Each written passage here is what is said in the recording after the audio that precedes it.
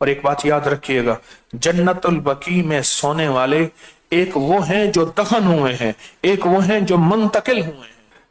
اس کے بارے میں واقعات در واقعہ سے ایک واقعہ سناؤں گا۔ حافظ بشیر صاحب میرے استاد محترم، ان کے والد صاحب ہوتے تھے، فوت ہو گئے۔ کارڈ بھجوائے کہ والد صاحب فوت ہو گئے۔ چند دنوں، 2-4 دنوں کے بعد ان کا ایک دوست آیا، یہ بات ان سے سنی، ان کے نواسے سے سنی، ایک اور سے سنی۔ قبرستان لے چلو، گھر سے 2 گلیوں بعد قبرستان، وہاں لے گئے، ٹہلیاں والا قبرستان۔ مراقب ہوئے، دور در کہنے لگے کہ بھتیجا کہاں لے آیا، تیرا باپ تو اس قبر میں ہے ہی نہیں۔ تو کہنے لگے چچا میں ابھی تو ابا کی قبر کی مٹی ہی خشک نہیں ہوئی، مجھے قبر ہی بھول گئی ہے۔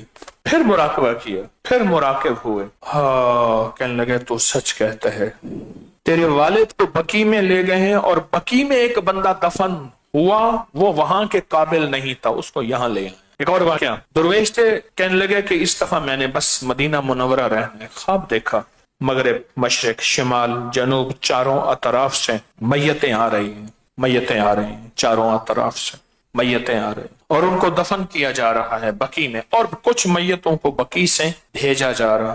اس نے پوچھا خواب میں یہ کیا ہے؟